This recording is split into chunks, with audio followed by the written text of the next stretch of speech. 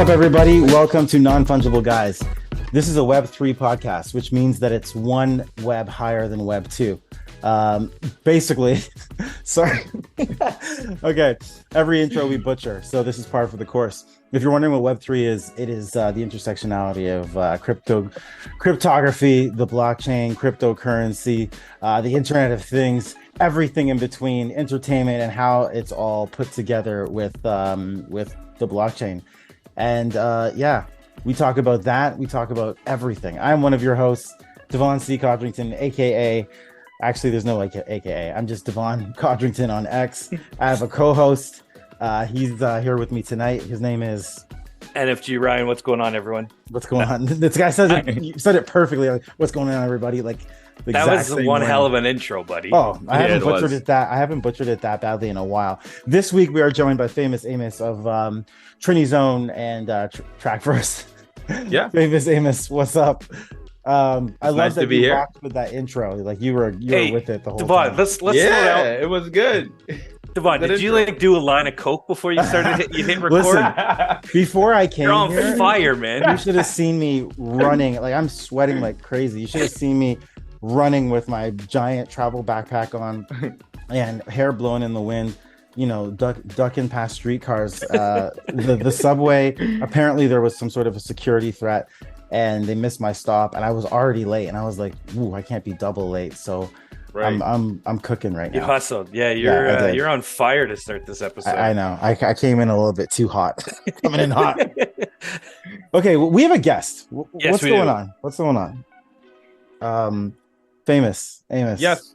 Well, it's nice to be here. I know that you guys were introduced to Trackverse from somebody in the community named Paps. So shout out to Paps. Yes, sir. Nice. For always being the connect. It's nice to be in you guys' presence tonight. Hopefully we have a good conversation. No, I don't doubt it at all. And you're 100% right about Paps. He is the connect. We call him Producer Paps. Yes, Steph. He's been pushing us towards Polkadot, Kusama, and knowledge graphs and all sorts of stuff in that realm now. So thank you for the quick turnover and the fact that we kind of just found the project, started linking up and chatting, and then boom, like a week and a half later, here you are on the podcast. Thank you. Yeah, it's pretty typical of me because especially in the ordinary community, I'm always open to working with everybody. So I'm usually on calls with anybody that has an idea. If they want to talk to somebody, I usually just, hey, if I can arrange a time, we'll do it. So yeah, I really like you guys because I listen to the podcast and it's really fun what you guys do, the education you guys bring to the space. It's really nice. I think it has a really good tone and vibe and really good family-oriented feel to it. So it makes me feel like I want to listen to it some more. So yeah, glad to be a part of it now. I appreciate that. I don't know if Ryan's jokes are family-friendly, but yeah, we try to make things past the mom test. We try to distill things down, matter of fact. Family as in closeness, you guys that's feel very like close. Yeah, not G-rated. Yeah, definitely not G-rated. For sure. Yeah, it's true. I've known Ryan for a long time. There's always a new listener. So yeah, we've known each other for 25 years, probably. Oh, really? Oh, wow. Holy crap! I didn't even think know about it. I'm 40 next year, so we're 39 this year. Or at least I am. Wow. Yeah. You're totally right. So yeah, it would have been about 25 years. Yeah. Wow. Wild. That's a long friendship. We've been podcasting for that long. To be honest, we have the same group of friends that we've all grown up with for the 25. There's like 20 of us in our group. Yeah. We're all still together, still chilling, still. I get that vibe, but I only have that friendship with like 4 or 5 people, and only one of them has lasted the day-to-day test. And that's like over maybe 15 years, but 25 years is some time. So we'll get true. Oh, by the way, Ryan, are you going on Friday? Yes. Okay. I think I can actually come. Oh, look at that. It's our friends. They're twins. They don't look anything like each other, but they're twins. I didn't know they were twins for like the first 5 years of knowing them. People have no idea. We're like, they're twins. And they're like, what? Hold on. No, they're not. They're like 100%. Oh, that's so funny. Yeah, it's ridiculous. Man. Yeah, man. That's so funny. Their 40th birthday's on Friday, so we're all getting together to celebrate. Okay. So everybody one of them's listening. Yeah. The one brother listens. The other Shout one will out never Butler. listen. What up? All right, let's get Okay, the episode started. So, Amos, who the hell are you? All Tell us right. about yourself. No problem at all. So I started off my YouTube channel. I guess well first let me start off with my professional experience, I guess. I do IT. I'm an IT specialist and webmaster for a quasi-governmental agency. So it's not necessarily that we are a governmental agency, but we're funded directly by a governmental agency to perform certain actions. So we're quasi-governmental. Cool. So yeah, I do IT, webmaster, and I got into crypto right when Bitcoin was about like $1,000 or something like that. So I'm talking like right, maybe like 2 months before everything went crazy. The first bull run it had. Yeah. So that's like what, 2017? 17, exactly the year. That's exactly when I started. So things went crazy from there, and I was like, whoa, wait, I can just be a nerd for once and make money. And I was like, all right, yeah, this is it. So hopped into crypto, started working with some projects, and well, not working with any projects, it's buying and investing. But then I started realizing that, well, you know, people try to trade a lot, and of course, no down to traders, but I found that the most way to extract value from the space in crypto is really to engage with it. So I started focusing on one project, and from there I started building like skills in crypto, blockchain technology skills, you know, understanding like smart contracts and stuff like that. Not until much later on, but that's kind of how the process came. So I was working with a project out in, I don't know if you know, you probably haven't heard of them, Elastos. I used to engage in that community. Yeah, I highly doubt you've heard of it. That's where I met Chico Crypto and stuff like that, because we met in Thailand, because they flew us out to Thailand for the anniversary. And I met Chico there and kind of connected with some others and such. And from there, I met the Origin Trail community. So that's how I got into knowledge graph technology. Okay. And ever since I got into the Origin Trail community, I think 3 years ago, 3.5 years ago, something like that. It could be shorter. I've never looked at any other project since then. And I've just been focused on scaling the decentralized knowledge graph, realizing that the scope of this thing is actually greater than Bitcoin itself. Damn. So, okay. That's literally been my mission ever since. The decentralized knowledge graph literally made me stop being a trader, stop focusing on everything else, and literally invest all my time and attention into this technology once I realized what it was. And I guess we can talk a bit more about what it actually is. That's non-fungible guys, everybody. Buckle in. Strap yourself in. Okay, that is a huge statement, man. Like, I'm not decrediting it at all. I'm actually so excited that that's one of our jump off points, because I bet you some people are listening and be like, what the heck is this guy talking about? Great. I feel like I want to jump into that, like how you would describe, because people are like, what? Okay. We have mentioned Origin Trail a couple times now. We have reached out to actually see if someone would come on, but I guess you're the next best thing, right? Like 3 years of your life has been focused on it. So it's like any question we would have for themselves, I'm sure you could answer. So this is perfect. Yeah. So I guess we can start off with the inception of the Origin Trail ecosystem, because it started off as like a project in Slovenia where the three founders, Tomáš, Žiga, and Branimir, they kind of were working on making supply chains sustainable. Right. So what they realized was you can't put supply chain data on a blockchain. It's too rigid for that. Also, supply chain data requires a certain level of interconnectivity that blockchain data's formats pretty much cannot support. You know, can I pause for a second? So too rigid is in the blockchain's too rigid for supply chain because of the interconnectedness of it, and the needing to like sometimes bridge. Like you might have supply chain as a web of sorts, and there's got to be lateral connections between the process, and the blockchain doesn't allow for that because it's like singular, one block after another. Correct. Like in a straight line.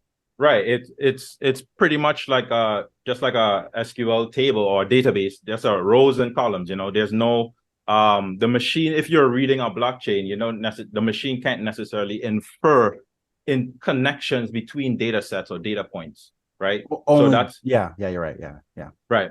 So what they realized was first, and also rigid in the sense that blockchains can only have a certain throughput. I mean, if we're talking about scaling up to the point where you're feeding the world's supply chain data into a blockchain, that's a lot of throughput. There's no blockchain that really can handle that just straight on. Cardano can. In the future. Well, maybe after their 28,000 research paper. That's a joke. But no. So throwing shade at hey, that's a joke. Take it easy, bro. Friends everywhere. We're friends everywhere. We're friends everywhere. Okay, just joking, man. It's cool. So upon that realization, well, they moved in the direction of knowledge graph technology and realizing upon that the semantic web actually fits really well with blockchain technology, because what you can do is now you can have a semantic web that is also verifiably anchored in blockchain.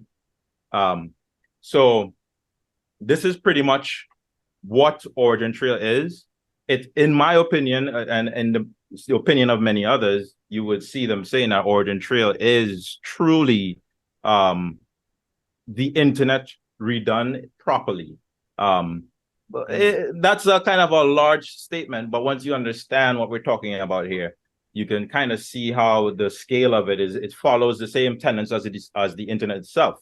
What is the internet? Just a bunch of disconnected networks connecting together via communication protocol, right? Okay, that makes sense. Yeah, it's just and the decentralized knowledge graph is giving the same power as Amazon, Google, Twitter, all of these enterprise organizations to the common man.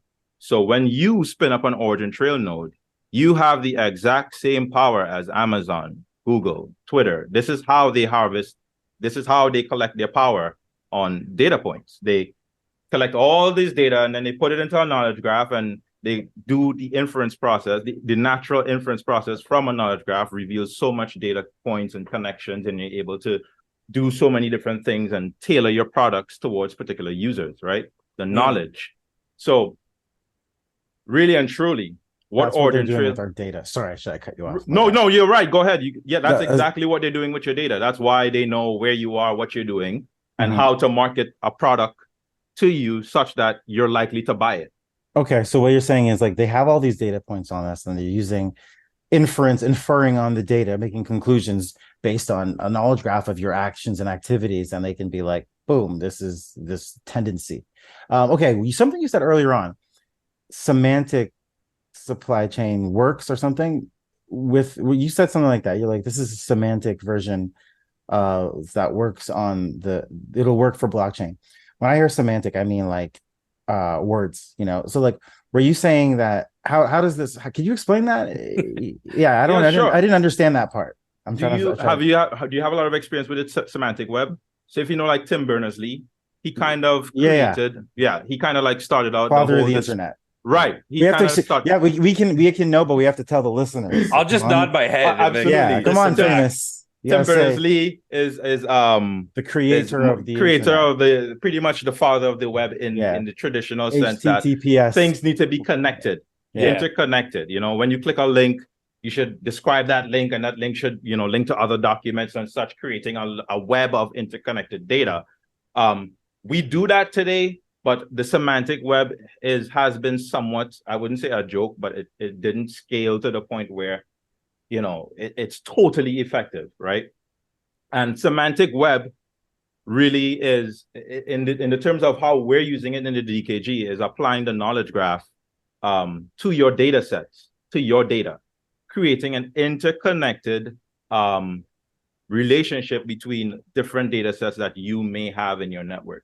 Now, I can dive a little bit more into this by explaining it via Trackverse. I think that's why I kind of created Trackverse as a project. I get it now. I get it. Yes. Okay, got it. My bad. Yeah, that's almost embarrassing, but like, because no one calls like no one calls it that, famous. What's that? Like, semantic web. But like, you know what? You're right. At the real technical nerdy level, air quotes, or then they do call it the semantic web. But like, you're just talking about like the next web. You're talking about Web 3 in a sense. Right. Sorry. The real Web 2 now. Right. The real Web 3. Web 2 now is like a whole bunch of enterprises that are siloed, right? So Google has a knowledge graph that they're using. Remember, Google actually were the ones that started the whole knowledge graph wave. Google, I think in 2011 or something like that, they released a paper called Things Not Strings. You could check it out. And what they were saying is we should stop representing data as just random packets of data on the web. How about you identify that this data set, or a machine be able to identify that this data set is something that references an elephant, and the machine knows what an elephant is. And so this is kind of why Google started moving in the direction of becoming a knowledge engine instead of a search engine. They started focusing on connecting data sets and making these things make sense. And that's kind of how they harvest most of their power in the last couple of years. This is how things like Facebook, they're all using knowledge graph technology, but they're all siloed knowledge graph. They all stand alone. So we are the first decentralized knowledge graph platform that is also, well, not a platform, it's actually an ecosystem. Right? Yeah. There's a whole bunch of toolings and stuff that people can adopt, that people can kind of just hop into the Web3 version of knowledge graph technology. And because we're decentralized, we give the same power as Google to everyone else. So you're able to operate at their level just by spinning up an Origin Trail node and participating in the ecosystem. So this is a perfect time to ask. Paps had the question. He said the DKG can appear complex to the average person. What sort of knowledge asset can ordinary people create? Would something like a list of OEM parts for a car service, rather than the manufacturer parts, be classed as a knowledge asset? The reason why this is a great question is because it ties directly into why I said the Origin Trail has a bigger scope than Bitcoin. And when you think about what Bitcoin is revolutionizing the fact that we have a currency. You're going to trade money in this peer-to-peer manner. Ethereum came, and along with certain tenets of trust, but the trust is like a spectrum, in my opinion. So Bitcoin offers a spectrum of trust as it relates to currency, right? Correct. So Ethereum came with smart contracts, and they said, okay, pretty much we're going to revolutionize the trust in between like the transactions with currencies and other things, and now we're finding all sorts of ways to apply smart contracts, right? So what Origin Trail is revolutionizing is not a particular niche or subset of something. They're revolutionizing how humans interact with, transfer, and create knowledge itself. Right. And knowledge itself is more important than currency. If you did not know that $100 bill is $100 bill, do you care? No. If you don't know how to build streets and roads, do you have a society? Like, if you don't know how to build buildings, you don't know how to do anything, right? You actually, everything is nothing. Knowledge is power and everything, right? Sorry. Knowledge is all things, right? Yeah. So what the Origin Trail Decentralized Knowledge Graph allows you to do is turn your knowledge into verifiable data packets, which can be tradable. So this unlocks human wisdom itself and turns your brain and everything that you are into a living commodity. Because you can now create a knowledge asset on how much times you sweat, and maybe a company that produces deodorants wants to collect a whole bunch of data on sweat so that they can produce the perfect deodorant. So they go on the Origin Trail Decentralized Knowledge Graph and they create something like an RFC for sweat data. We want all your armpit data. So now you have now become a walking money because you sweat. Yeah. That's the knowledge. That knowledge, now that company has access to the knowledge of almost every sweat pattern for every human being on the planet, and now they can make the most perfect deodorant ever. And not even that company, everyone in the world. Everyone has the same power. Yeah. And not just that company, but you have the same power. So if you as one single individual were working on a super special project, you can swarm for certain sorts of data, knowledge itself as data packages. So so pretty much what they're doing is, you see how Airbnb came and revolutionized how every empty living room now becomes a potential for wealth generation. They're doing that for your data and knowledge, everything that exists. So even real world items can be put into decentralized knowledge graph and connected with digital items as well. Damn. So it's okay. Yeah. Sorry. Yeah. Just give us a second. Okay, fans, just give us a second here. Ooh, okay. All right, everybody. I hope people are you with us still? People just sit for a minute, everybody. They're going back like 45 seconds. Like, what did he just say? With us, just inhale and exhale. Okay. Wow, everyone. So, yeah. Okay. This is cool. You can hear the excitement when you're talking about it. That's what I love too, right? Like, this is deep, because when he says the power of Google and this and that, now I get it, because siloed semantic processing, or whatever you want to call it, that makes sense, because things, not strings. That's huge. Like, it's not just and you see that everywhere, like machine learning and AI being trained on everything, so that every time you verify that you're not a robot, you're just training the robots, because those captchas are just us training AI. That's like learning. Doing supervised learning and machine learning. Yeah, right. So I can be like, okay, this is what a bicycle is. Sweet. And sometimes they're weird, because now that you've confirmed that, then the AI is like, which is the machine learning algorithm, is just like, all right, cool. This is how I can do that. And now it can now that string of data to it represents something. Because and then because of that representation, there you go. Now anything that you're searching for, you can get meaningful results back that are not just query matching. There you go. You're actually getting something with context, which is leading to Bard, leading to GPT-3 and 4. So that's essentially where all this, the interconnectedness of this really happens. But now, of course, they've been mining our data. They've been owning it forever.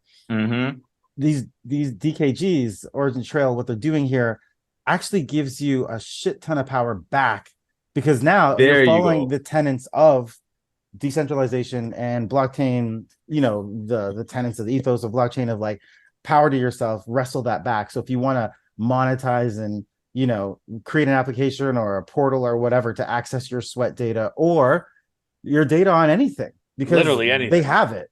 Yeah. Your data on literally anything, anything, the weather. What was it that you said? People think it's like they're collecting like 15 points of data, and it's actually 221 different points of data, even tracking your mouse, like your eyes, eye tracking. Everything. And then that stuff is easy, like like the web eye tracking for like application development. That's why when you go to close a browser and a window pops up, it's because it's tracking you. Don't leave. It's like, don't go there. Don't go. Like, sign up for our newsletter, 10% off. we promise. Buy this crossbow. Right. So knowledge graph technology is really at the center of most of the innovations or the issues that we've also had in the past, like Cambridge Analytica and stuff like that, right? When you have they're not just saying, hey, we're just going to create a decentralized network and everybody uses like one endpoint, right? No, they gave every single person a knowledge graph. If you want a knowledge graph, you can get one right now. You spin a node up, you have a knowledge graph, or you don't. And in the future, they're releasing things like light nodes where you won't even need to spin a node up to interact with a DKG. Mobile applications come embedded with the decentralized knowledge graph in them, things like that, How do you spin up actually, maybe you'll get there, but I can get there. But I did want to comment on the point that you made about AI, because you actually, in that short span of seconds there, you ran through all the way to where we are today in actuality, because you will find on the Origin Trail Twitter that most of our technology is geared towards like AI based solutions, because yes, we offer knowledge graph technology is the actual or perceived to be the next wave of what AI needs. AI needs contextual data. Yeah. When Truthfulness. you look at truthfulness is actually a different discussion as it relates to contextual data, but you're right, you're not wrong. Yeah. But the AI needs that contextual data. When you look at something like Tony Stark's Jarvis, you're thinking like something you interface with that truly understands the context and possible context of things too, you know? Yeah. Right. It has to be able to make certain sorts of inferences to do that. So yes, knowledge graph technology combined with AI is exactly what the Origin Trail team is doing right now. They just had a meeting with Google 2 days ago, I think, where Google is integrating with Origin Trail to produce certain products and tools and such. Oh shit, that'd be awesome. This is wild, man. This is what the Twitter space back in March. This is where I started. The crazy thing is the DKG is not just about only like giving users power. It will also, I guess, make enterprises more sustainable by default, because it offers a way for Web 2 knowledge graphs to connect to our Web 3 knowledge graph. So when you look at it, the DKG, if you understand Polkadot's infrastructure, right? Yeah. Polkadot is like has a relay chain and a whole bunch of parachains. The DKG is like a relay chain of knowledge graphs. So think of every knowledge graph that exists on the planet right now. We are compliant with every knowledge graph on the planet. And every enterprise company uses knowledge graph technology. That is how they extract their power. That's how they know what to do with their business. The decentralized knowledge graph is like a portal for these Web 2 enterprises. Oh my God, this is... I should have. What is the portal for these ones? What is like a portal for these? Sorry, what? The DKG. Oh yeah, the fundamental technology, because we're compatible. They can become Web 3, you know? Okay. Yeah, great. So what, if any, I say if any, but what part are we encapsulating, crystallizing, or whatever, or storing forever in an immutable fashion on the blockchain? The hash of the actual knowledge asset is stored in the blockchain forever. Of the root part? Yeah. So in every, when you mint an asset on the DKG, you get pretty much an NFT asset that is for ownership. So that asset shows that, hey, this person owns the asset and this asset is connected to this particular piece of data set in the knowledge graph itself. Gotcha. So they're binded together. It's like your token, your beacon, like your gotcha. Okay. Right. Okay. So each asset has that token. So if I mint, so pretty much, for example, this is kind of, I guess, a bit of alpha for Trackverse. When you're minting your assets, right? You're getting these unique knowledge asset NFTs that's never been, it's not a regular, it is a regular NFT, but you're getting right. So you're interfacing with Trackverse directly. I'll have to explain a little bit more about We're going to get, I think it almost might be time to pivot to specifically Trackverse. Ooh, wow. Okay. That's cool. Is everybody okay? Yeah.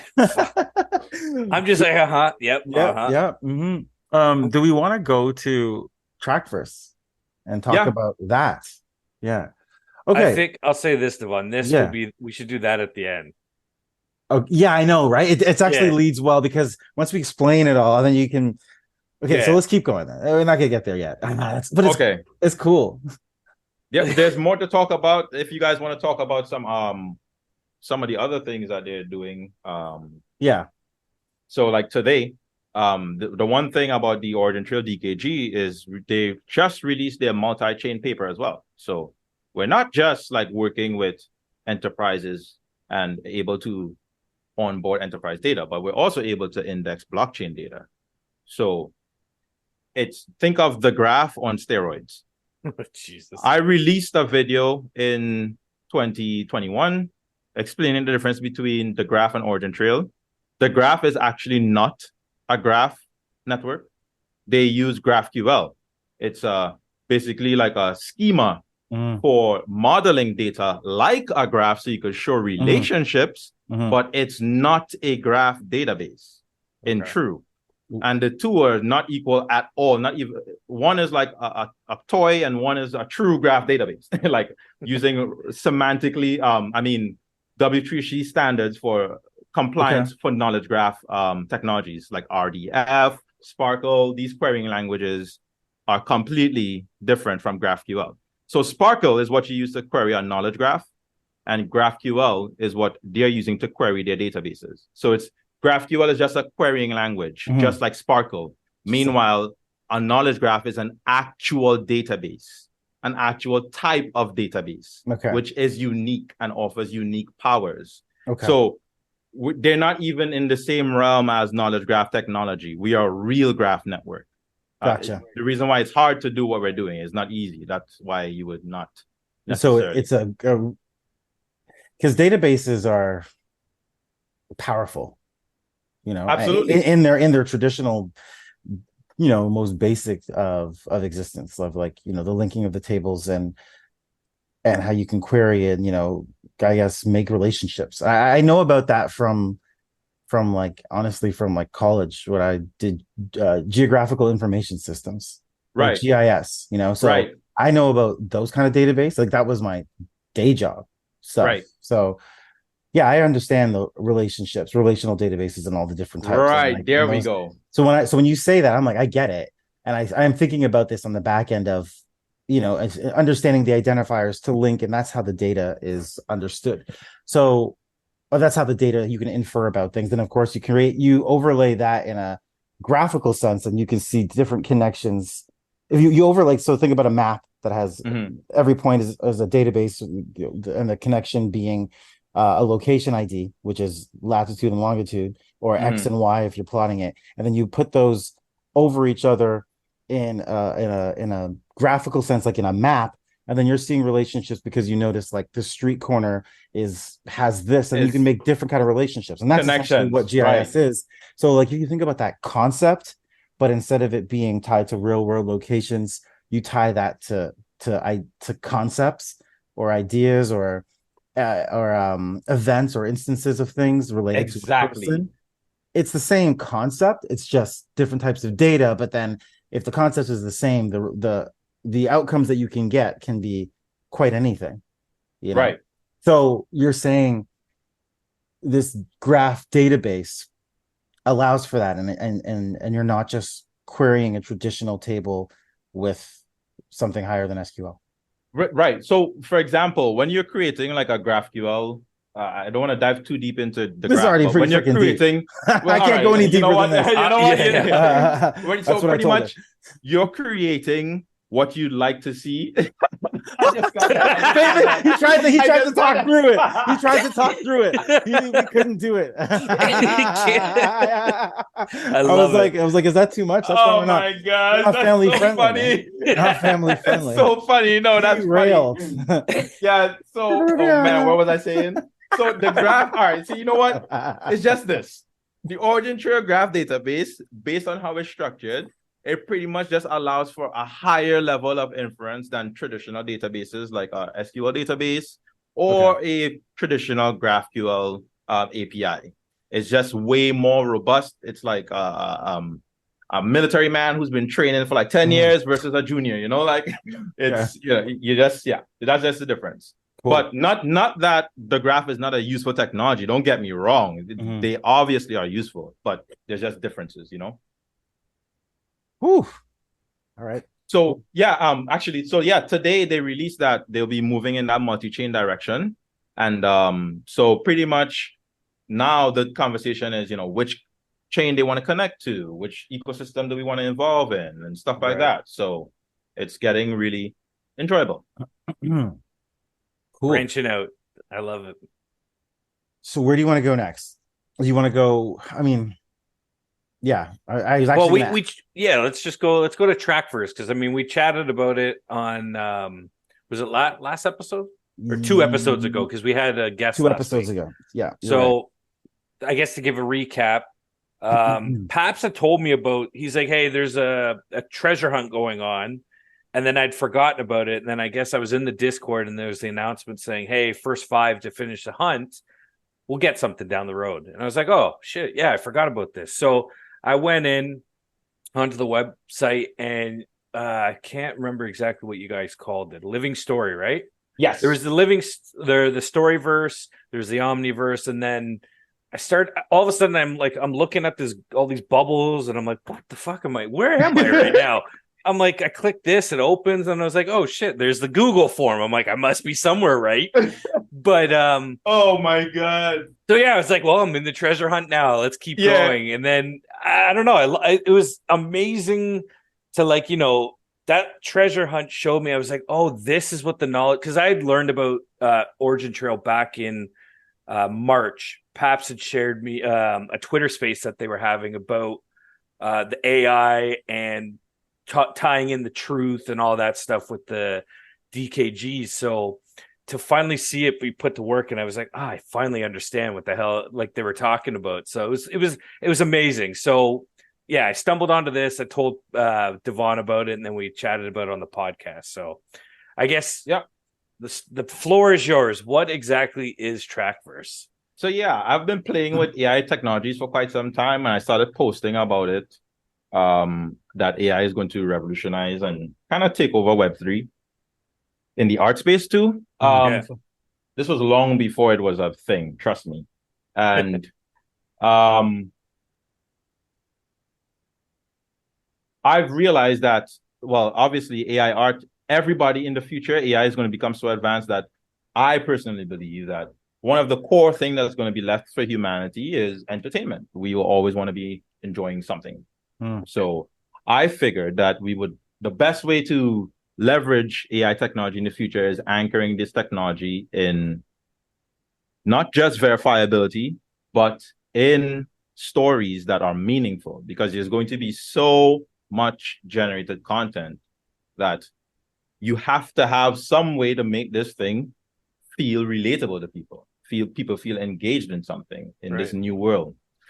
So Trackverse pretty much is the attempt at building an AI, but merge with human creativity as well, but pretty much an AI omniverse of stories and experiences and interactions, all on the decentralized knowledge graph, so that we can all see that it's interconnected and living. That's why they're living stories. So, for example, the Birth of Marifa story that you guys experienced, that was released as that was 3 shards, and it had 3 knowledge assets on the DKG. So each one of those were a knowledge asset, right? Okay. And if you looked, you would see something called Darishas. Those are the characters. Now, everything in Trackverse has a meaning. So nothing is named for games. If you actually Google what Darisha is, you would see that it means window, which means it's a window into the omniverse of Marifa. Marifa is Swahili for knowledge. So you're taking a window into knowledge.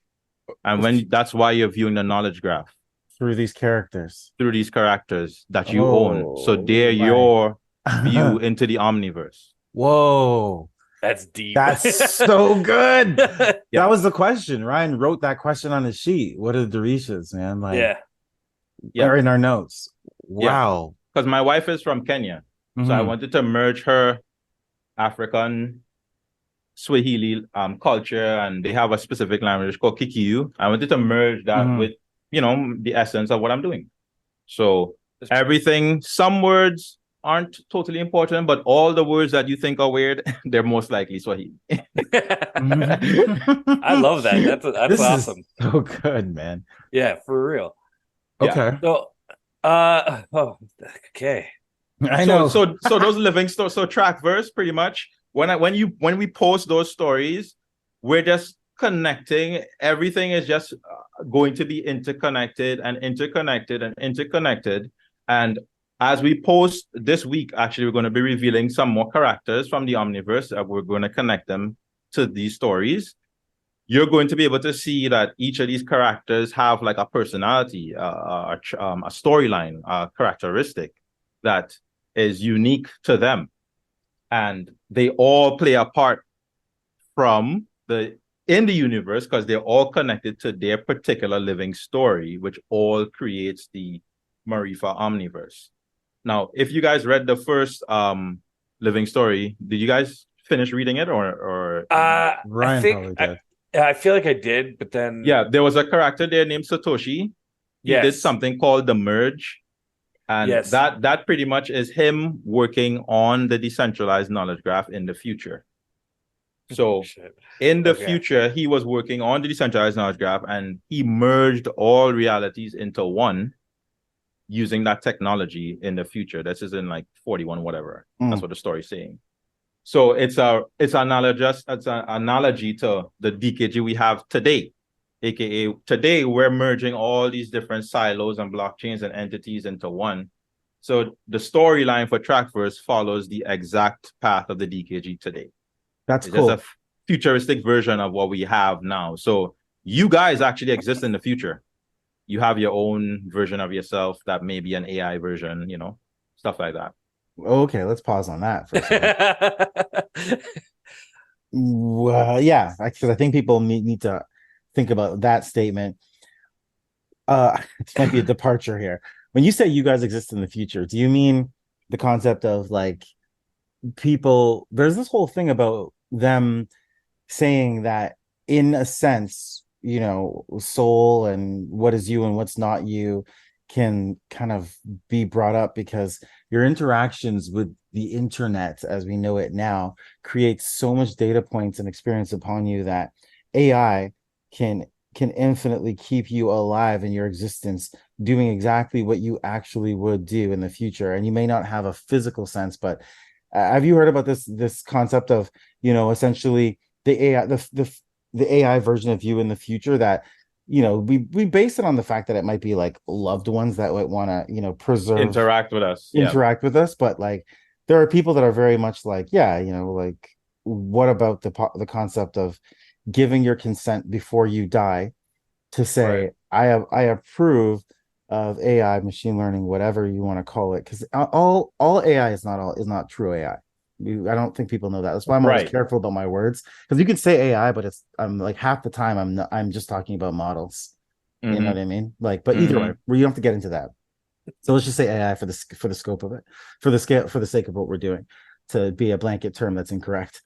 But there's that argument where you can give consent to be like, yeah, just like how Facebook will memorialize your page, right? And like honestly, there's a friend of mine that passed while I was in college, and for a number of years I would go and write, and like I think imagine that situation where he writes back and it's based on real memories, it's based on exactly what he would say, it's based on his reactions to modern day things as he would react now, because it's collected hundreds of thousands of data points on him because he was alive for a certain amount of years. With our interactions to the internet and what we're doing, 30-40 years on the internet, they can extrapolate that to relativistic foreverness. Anyways, I don't even, why am I talking about this? Because you said we exist in the future. There's existence. That's what I'm like, are you talking about something like that, or are you talking about something this really, like, it was just strictly lore based conceptually? No, you're not wrong, because those things are relevant as well. But it's from the perspective of Trackverse, because where the DKG itself is this thing that seems like it'll just encapsulate everything because it's decentralized, just like the internet itself. We said, what, our storyline is going to follow that. We're just going to make a story where this guy named Satoshi merges everything into one. And what that allowed us to do is pretty much utilize AI in different art styles and stuff. So pretty much in our Omniverse, there's a version of you in another planet. Gotcha. You could fly from you could fly from Earth 4101 and go to the planet next to you and find yourself doing this interview right now. Okay. Yeah. Gotcha. So that's the Omniverse concept. There's no omniversal concept in crypto because we have silos. Crypto seems like it's decentralized, but we're all just a bunch of silos, really and truly. Yeah. And sure. we're now trying to build a whole bunch of bridges, right? But we're silos. That's Polkadot for you. Yeah. Okay. Can you tell us about the living story and what that is, what that means? Yeah. So, right. So, because we're going there. Yeah. Yeah. So the living stories are these stories that every, this will be more on a schedule pretty soon because we're just starting out. Yeah. So every now, so on forth, we release these stories that add to the lore of Trackverse, right? And so the first one you experienced was just the birth of Marifa. There are other stories that speak more to the direction of where, what happened afterwards and where these characters are doing these different things and what are they thinking about. But each story needs to come first because we need to reveal our characters afterwards. You can't reveal the characters without revealing the story because the graph is created like that. It's created from how we decided to model our ecosystem is that each character is connected to our stories. So we're going to need to produce our stories first. Okay. So the first birth of Marifa introduced Satoshi Rakic, Mila Rakic, Howard Potts, Alicia Bartholomew, and I think one more character. And those are just Zalax, which is the sister's brother. So those characters are real. They actually exist on the decentralized knowledge graph. Right. So in fact, coming this week, you will see many more of those characters. And soon we'll be revealing how you guys will interact with these characters themselves. So quick question for Paps told me that he wanted to ask which character is Zalax? He's like, there's two different. I put in the chat there. He's like, which one of these are actually Zalax? I know why he asked that. So okay, and the reason is because they're both Zalax. Okay, that's what this was about. Oh snap! Okay, I saw that. Sorry, keep going. There you go, Paps. There's your answer. Both Zalax, and the reason for this it will be explained later on. As we said, because it's a omniverse of different realities. What's happening here? This is in the future. So these guys, they have the ability to transfer their consciousness between bodies. Oh, shit. That was mentioned in the in the story. So he burst into the council meeting in his human form. And after he was rejected in the council meeting, he decided to prepare for battle. So this is why you see him talking in his machine form. That looks sick. Yeah. Because now he's looking to do something pretty dangerous in the next story. Okay. Damn. I have a question. This could be me missing something. Because Ryan and I were talking about this while I was on my way to No Frills to get some groceries. So we were wondering about the fact that as these stories, more of them are added, and because we have these stories that have to introduce the characters, as you said, like right. You can't just throw a character. They have to give them what are their character in. Right. What are they? Yeah. Right. So cool. So what we were wondering, thinking about AI and knowledge graphs, we were wondering if eventually the lore can contain all of these things. Does that mean you can start the story and based on your interaction with the storyverse, you might end up on a pathway that takes you this way, but then someone else started and they're on a pathway that takes them this way.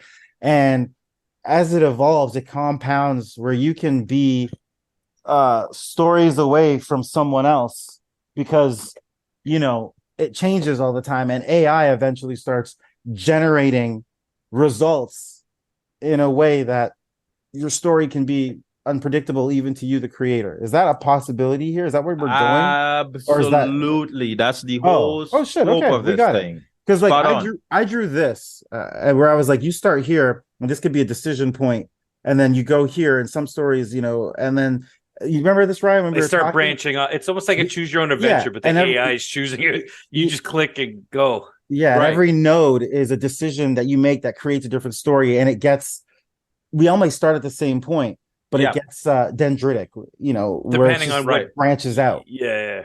So Yes. is that what's happening here?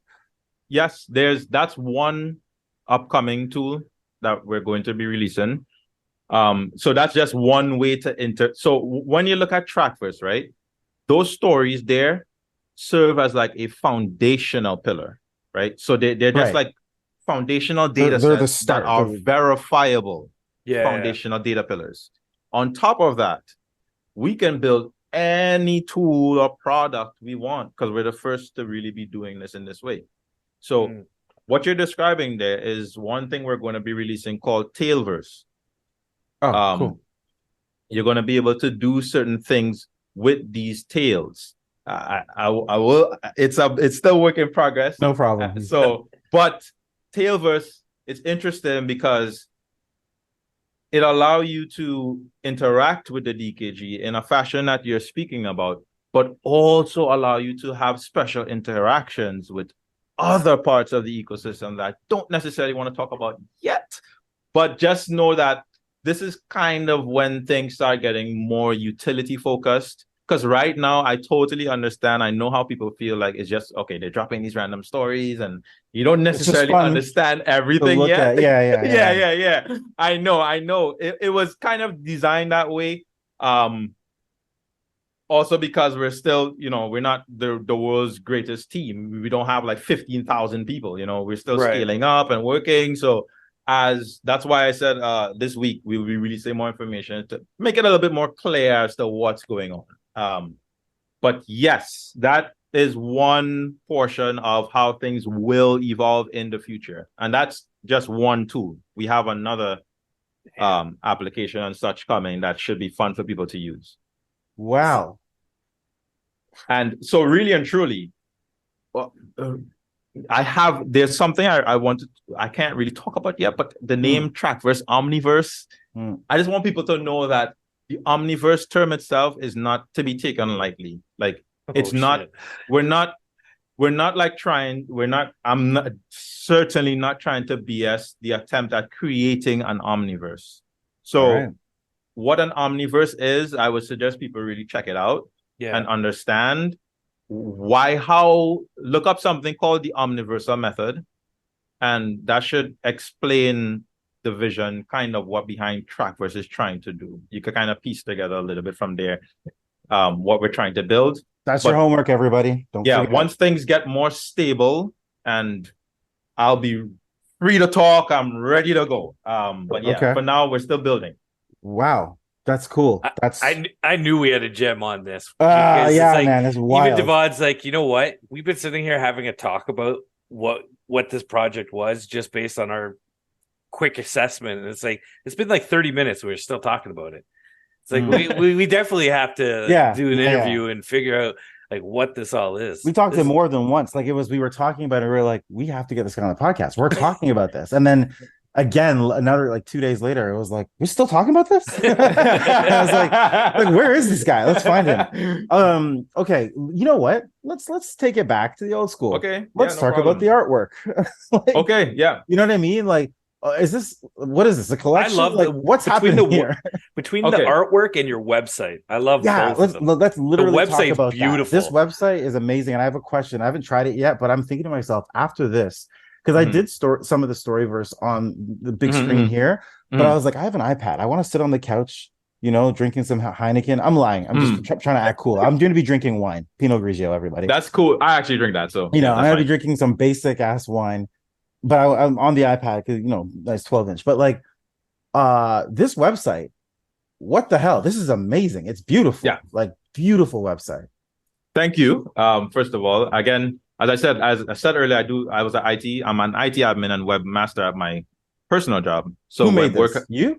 Yeah, I did everything on that side is me. There's nothing that's been done there that wasn't me.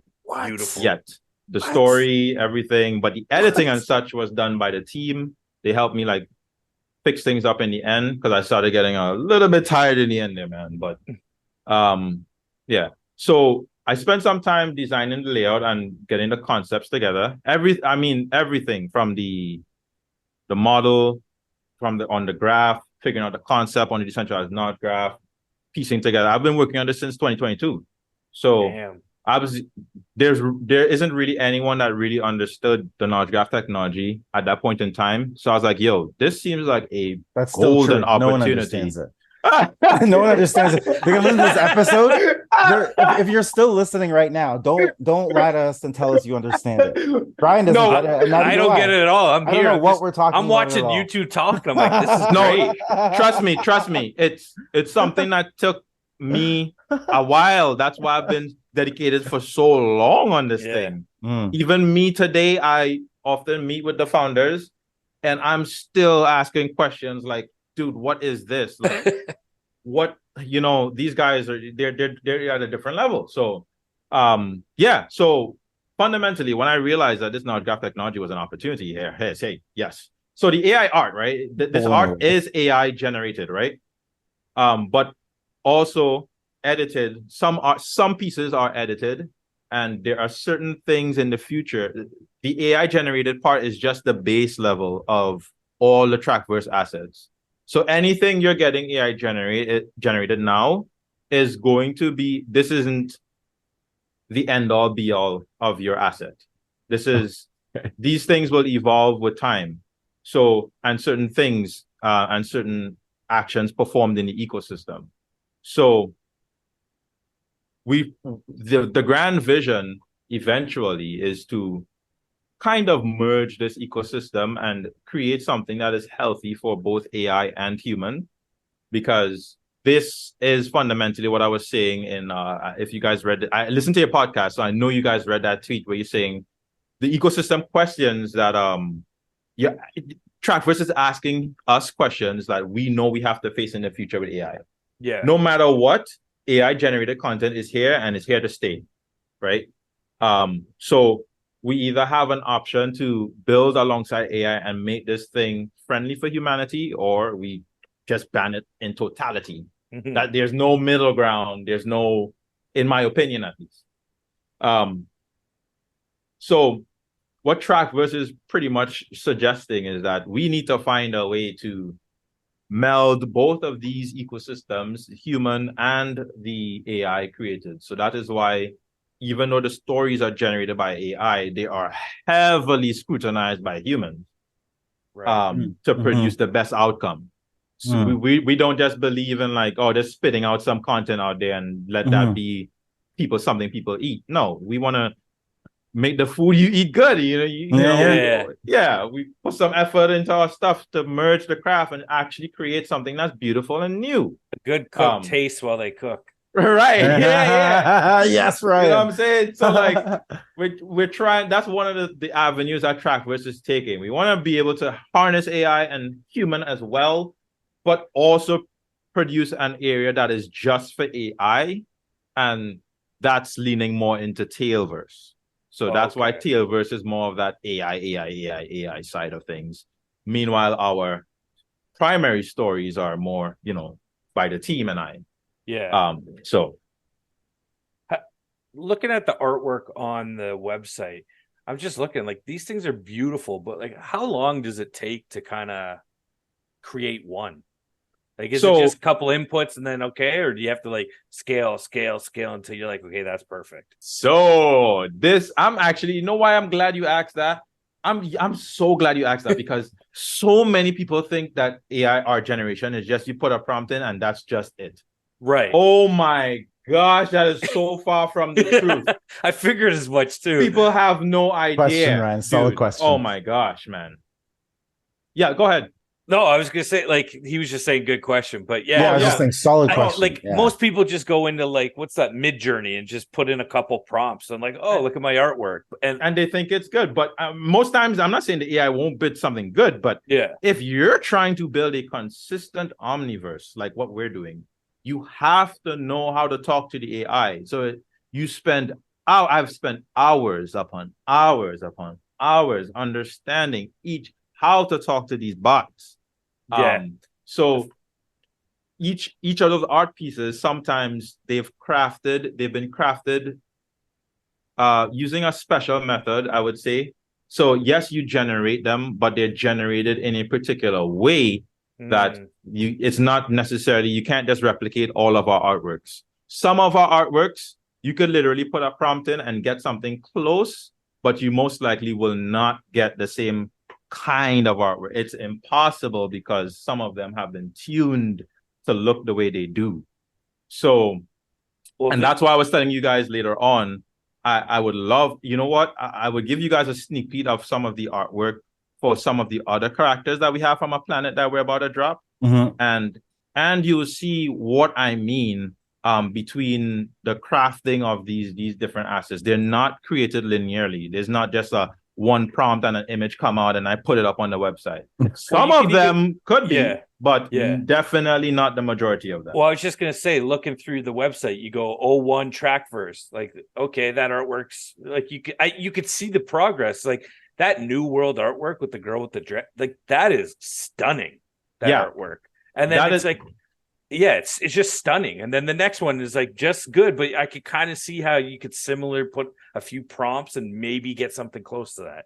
Yeah. And most of that stuff, you see her with the dreads. I had dreads. I just cut my dreads. I saw 2 weeks ago. I saw because in your YouTube videos, I was like, all right, cool. And then I'm looking at you now. I'm like, yeah. Cool. Trust me, I'm sad about it as well. You don't need to rub it in, bro. I'm sorry. It burns already, you know? Seriously, I miss my dress so much. Anyway, that character, those characters are based off of my direct influence. Like, I felt like in crypto there, I don't see any black people. I don't see anybody with dreads. You know, so I this put it one up is there. sick. Yeah, that one is sick. A new world. It looks like a futuristic Michonne from The Walking Dead. I love it. Pretty much. Yeah. I have a question. What platform? What application are you doing this in? So, I will reveal that. You don't have to. You can say baseline stuff. You can leave some of it out. I think so. A bit of mystery is probably good. No, I actually don't mind revealing the tools at all, but I just want to wait until I reveal it until we drop certain things. Okay, cool. But trust me, I'm not the kind of guy that doesn't want to release it. I actually want to. Cool. I could actually tell you guys in private. I'll tell you guys in private. Yeah, fine. Yep, no problem at all. I do have a random question about DKGs knowledge assets. Yeah, can they be like? So we were big fans of the Remark protocol when it came to just like normal NFTs and being able to like Lego blocks build it. Can you go back and edit knowledge assets? You're damn right you can. Okay, that's kind of the reason that kind of what creates a living story, because okay. So it's like it's like some of them would be like almost like a verifiable living Wikipedia almost. People pretty much. Yeah. Like, so what we're trying to do is offer a fine line between immutability and flexibility. Right. So you should still have like the ability to do stuff with your asset, but still be verifiably secure. Yeah, because in our world, like with Cardano and like Ethereum, like policies lock. So it's like once that policy locks on Cardano, you can't edit it. Right. So that's what just triggered me to think about stuff like that. But good to know. So and anything can be a knowledge asset, really and truly. So for example, we have some upcoming things that I'm working on where we're trying to like link our assets to some real world assets, because in the decentralized knowledge graph lives not just our like NFT assets. It also has all this other supply chain data and all these other the amount of data in the semantic web future or whatever is going to be in the DKG, hopefully interconnected. So what I'm hoping to do, and pretty soon, is try to like connect some real world assets to some of the knowledge, some of our Trackverse NFTs, such that you could do unique things. This is all a part of the DKG, all because of the DKG. So the Omniverse is like, when you think of Trackverse, don't just think of Trackverse as like an NFT project. Think of it as an NFT project or ecosystem overlaid on top of everything. So everything is a possible Trackverse item as well. Right. Oh, shit. All right. So I'm glad you said that, because I wanted to ask a question, and I was afraid to ask this question because I was like, but there are people listening that are like, thank you. So here, this one's for you, everybody. You kind of just answered it. So this is an NFT project? Yes, Okay. it is 100%. It is. Yep. Yeah. The character, like what's the NFT asset visually? These three characters or the five, including Bartholomew and like or is it not? Sorry. Yes. Okay. So those characters are the actual NFTs. Those are the things we just haven't released yet. Okay. That's what's 'Cause I was- coming. So Getting you're all right. that alpha. I know it's 'Cause I was- confusing. I know Because I was it's gonna say, confusing. I was like, because I'm sitting being like, how do I buy this? What am I buying? Right? Right? Like, It's true. so Right. So how would you answer that question to someone says, how do I buy this and what am I buying? Okay. So in the future, we're still figuring out because it's not a traditional thing like, oh, you just mint an asset and Right. oh, you walk away with that. No, you're going to be a part of an omniverse. So we're still working on the structure of what we want, which part of it we want you to actually own. Wow. For example, I want to own a planet. For example, the characters you see there, right? Yeah. They are characters from the Omniverse, which will be ownable, each one of them. So you're not just owning. Right. Gotcha. You're not just owning the a part of an NFT asset. You're actually owning a part of the story. You're really imagine Marvel released Superman, and you own the Superman. Yeah. Not a copy of Superman. You own the Superman that was released. I gotta stop this right now. Did you just say Marvel owning Superman? Yeah, he said that. What kind of nerd are you? It's DC. Oh, I'm DC. Sorry, I mean you're insulting all the other nerds. I meant like the minute he said that, I was like, huh? Iron Man. He's like the thing in Marvel. Iron Man is the guy. You know, if you imagine you owning like actual Iron Man and not just like some spin-off of it, you know. So this is what I'm saying.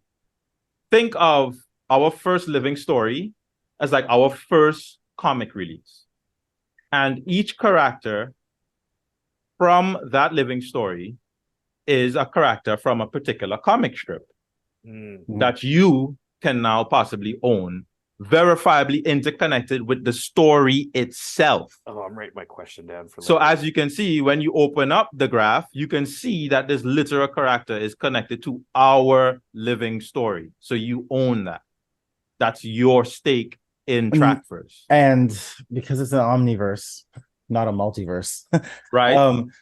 And now this might be too deep but like, are you owning like you'll be owning like the Iron Man from like Earth 616 versus pretty much, but there's different ones, but they're different. There we go. Yeah. There's the connection, everybody. Think multiverse, omniverse, because when you buy, you're owning that one. But like much like there's other ones in the future, there's other ones to own. That's why you have that Satoshi Rakim pulled them all together. So think about, you can say, I don't want to. They like to use the term multiverse, but like, you know, that's kind of an okay. I wonder what the collection. Woo! I just stopped talking. I'm just stopping. Well, let me pick up with a Paps question then for this. Yeah, it revolves around this. He said he said, do you see people developing fan fiction as side shoots from Trackverse, like how Zalix got his scar, for example? He's thinking like an omniverse thinker. There you go. See? Omniverse Paps. That's an omniverse Paps. Omniverse Paps. That's the omniverse, right? So because it's an omniverse, like think about it, right? If fundamentally our lore is based on the fact that every possible reality is merged into one, there's no reason why we can't interact with any other story. Yeah. You know. So theoretically someone could just spin up a storyline and branch it off of their character NFT if they wanted. Right, but they would have to be in the Trackverse ecosystem to have our permission to connect to our assets. Okay. So either way, you're still within the omniverse, you know, but you're working within the omniverse. Yes. Yeah. It's within the ecosystem with permission in a sense. So that makes sense. Right. Like famous, all this makes me think you're a fan of quantum physics. Funny enough, Satoshi Rakic, he was I was saying he was working with quantum physics, Yeah. the future version of quantum physics. Mhm. So pretty much I was trying to I didn't really detail it out because I mean, damn, I'm not gonna write a whole research paper in a story, but it's fine, he was it's doing fine. quantum physics and he merged that quantum physics theory with the DKG. Yeah. This is all similar stuff. Yikes. Yep. Okay. Cool. Yeah. That's So spot on. the NFT is not available yet, but Nope. it's coming. That's why Everything's we're in doing this. development. What we're doing right now. That's why the stories are being released as they are for people to enjoy the process. I wanted to let people know for sure this is not a money grab project. Trust me. Doesn't look. It doesn't sound like it. That's does not sound like it at all. It's no, deep. I'm trying to really build something that people love. Because the reason why I say that is because, dude, I grew up a gamer and I understand how things worked with characters. Like when I got into this ecosystem or any sort of entertainment ecosystem, I love engaging with these characters. Yeah. I've been watching One Piece manga since its last 8 years. Really? Wow. Yeah, since the beginning. Yeah. Week by week, and you're like, and you've never seen a rerun because there's so many episodes. I'm still watching it, So I'm trying to build an experience that like people feel like they can subscribe to. Like, over time we're releasing these content and you're a part of it. Wow. So eventually, there's a live which is action really movie. Soon, Sorry. What's that? I'm sorry. What's that? There's a live action movie of One Piece coming? Coming. No, I didn't know it was coming. Oh yeah, actually. Did you see a trailer for that? Yes, I did. I do believe I did. Yes. And I thought it was good. It looked good. Okay, all right, cool. You two are like two just pieces drop of that for you. Yeah, trust me, I've been watching. So this is kind of my inspiration. I'm so into that stuff that it's really ingrained in Trackverse. So when we do our drop, people will be able to like own some of these characters, right? But there's a little bit of a technical hurdle that needs to be overcome. So kind of working on that. But fundamentally, this is how things will work. You own the characters in our Omniverse. You'll be a part of our story in a real sense. And not just like, because anybody can spin up an AI that spits out stories. But do you have a verifiable Omniverse? Do you have a decentralized knowledge graph? And if you think about what NFT projects are today, they are nothing but stories. Yeah. That's all an NFT project is. So Omniverse thinking. That's kind of how. I got another dumb question. I'll tag team on. That's hilarious, Ryan. I was wondering the same thing. So it could go for DKGs, knowledge assets, your NFT. How do you pay for this stuff? I know, like. That's personal, but no. But I'm saying, like, how would not you yourself? I'm saying, for me, if I wanted to mint a knowledge asset, okay. Like, what am I paying in Bitcoin, Ethereum? Like, because that's what kind of that's where our fan base is kind of coming. I get what you're saying. Yeah. So, for example, because the decentralized knowledge graph is, let's say the decentralized knowledge graph is on F, right? Yeah. There's still 2 tokens there that we can, whatever network the decentralized knowledge graph is connected to, we could still take payment in the native asset of that chain. Okay. Or we could take it in track tokens, which is what the DKG is run by. The thing about the DKG is you can only interact with the DKG if you have track tokens. That's the only way you can pretty much publish data to the network. Okay. Right? You can read data, but in order to use the DKG, you need to have track. Yeah, right? Yeah, that's cool. So we could take payments in ETH or whatever when our multi-chain vision is live. But we would have to also be on that chain that you're connected to. Okay. So if the DKG is connected to something like, I don't know, Coinbase or Base or then we would be able to take payments in the native token on that chain. And you can track. Can you buy track anywhere right now? Like on an exchange? Yeah, track is ERC20. So it's on Coinbase and everything. It's on Coinbase. Okay. It's all that. Good to know. Good to know. Yeah, give us those. Okay. Yeah. It looks like it's 30 cents USD. Okay. If I'm looking at the right one. It's actually 22 cents actually. Oh, maybe that's Canadian because I'm it's in 30 cents Canadian. Yeah. So anybody can participate by in the the DKG by owning Track. So anybody could publish a network. It's an open source tooling. Everything's open source, top to bottom. So we're just the first to be using it. Does it I guess so many questions. So does the DKG, depending on how big it is that you're adding to the DKG, is change the cost, or is it just like one track to get on, put a knowledge asset in there? Well, it depends on how long you want to store data for, but there's an average pricing. Yes, generally speaking. So there's like a range that people publish for and such. There's other network mechanics that determine pricing and such. That's a bit complex, but let's just say for now, for the sake of time and for the sake of this conversation, that there's a range by which people publish, generally speaking. And what would that be, like 10 track to 30? I think right now, let me check the network stats, because we actually have a shout out to OT Hub, Origin Trail Hub community members who are building advanced network statistics on the DKG. Perfect. Based on their latest statistics, the average published price is about 30 cents per asset, and it lasts about 4 or 5 epochs, which is about 1 year. So those assets. That's not bad. Yeah.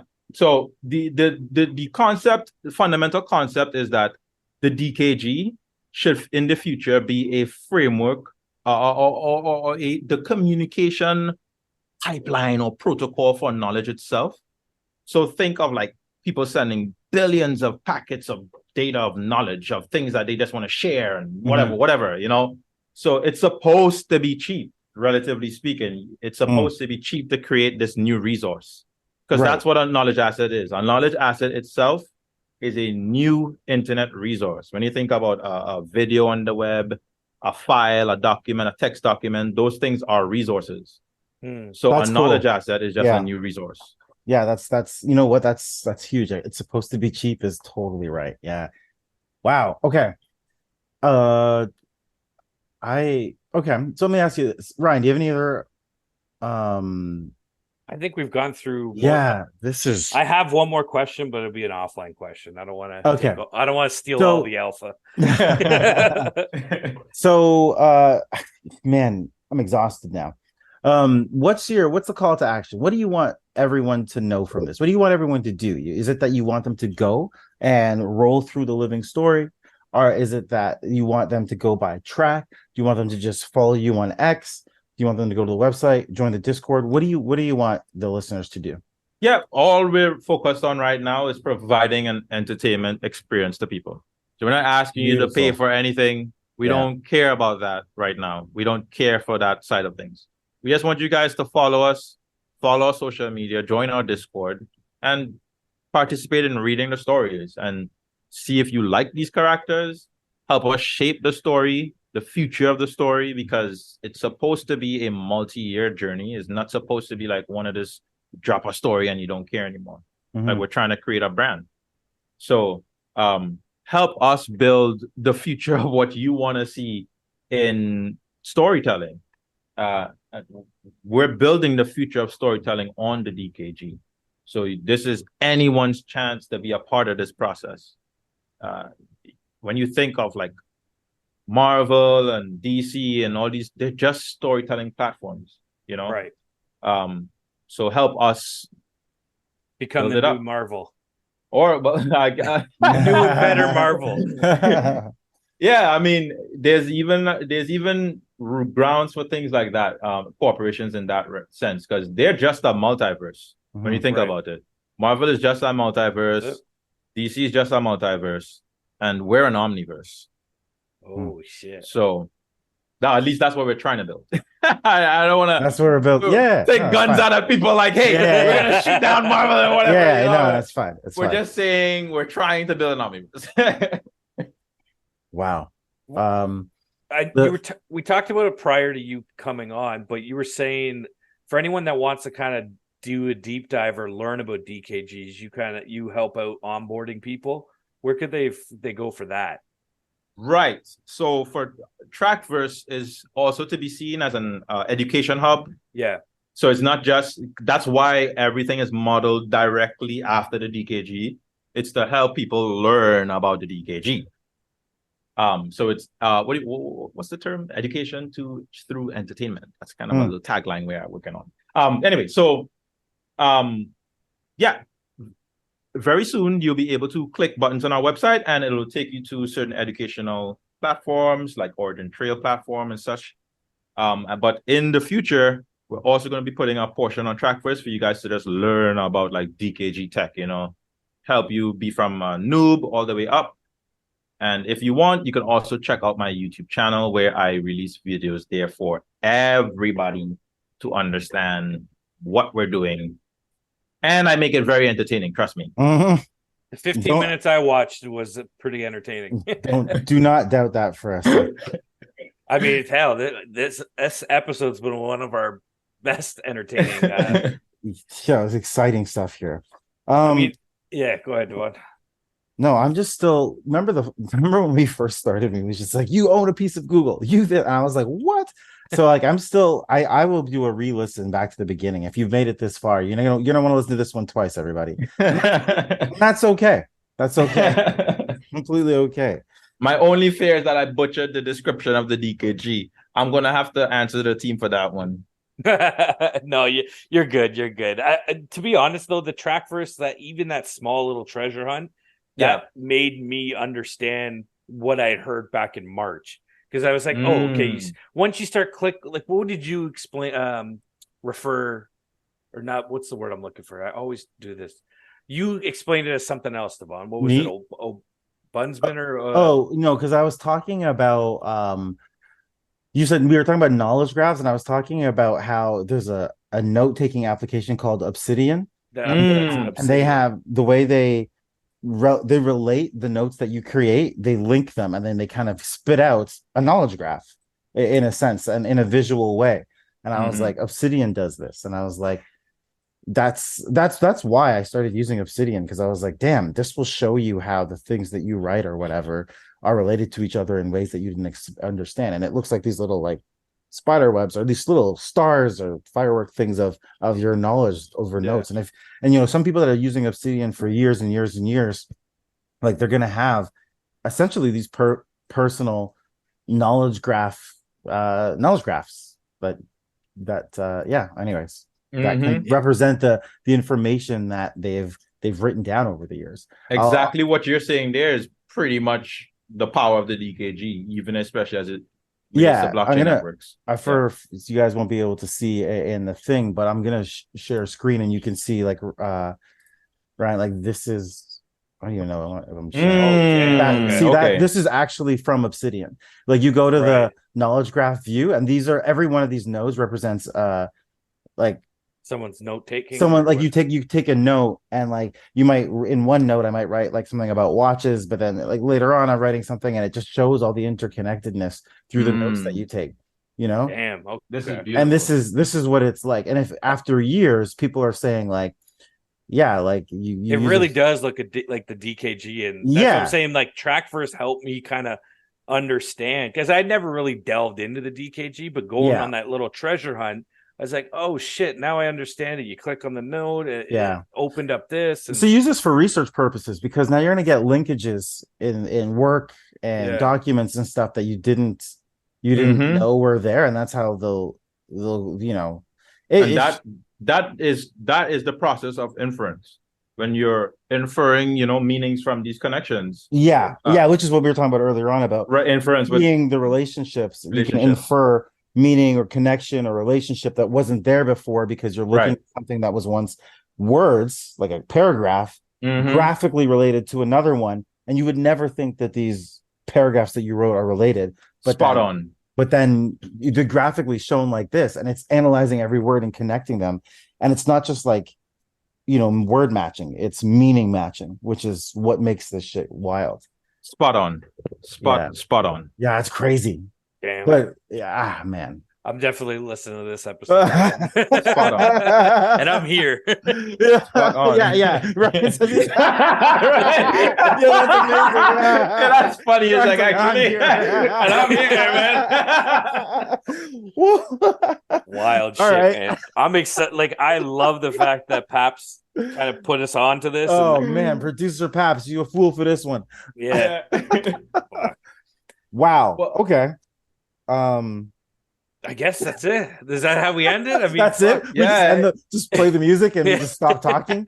No problem. Thanks. You are Thanks, definitely everybody. welcome anytime to talk and educate, and I'm excited to. When the collections come in, like hop back on before that drops, talk about it, and Okay, no problem. And by then, I think I should have more verbal documentation for you guys. That's more like, explanatory on what we're doing and such. So yeah, I'll hop back on and grace you guys, or you guys can grace me with your beautiful presence. I really enjoyed being here with you guys. I'm not gonna lie, it was fun. That's awesome. Much appreciated. I guess that's it, eh, Devon? Yeah, if you want to know more about Origin Trail, track first, about the team, Trini Zone, AI, Art Mafia, Rubber Band Man, all of this. I'd say listen to this episode again, or we're gonna put all the links in our show notes for everyone, so make it a little easier. Yeah, follow Trackverse on X, on Twitter, Twitter, Discord, and I think we have a Telegram as well. Yes, I actually just joined the Telegram. I'm in there. Great, thank you. Yeah. Oh, that was you. That was me. Mid episode, join Telegram. Yeah, I be doing stuff over here. I guess that's it, Devon. That's it, buddy. All right. Thank you very much. NFGs. We out. We out.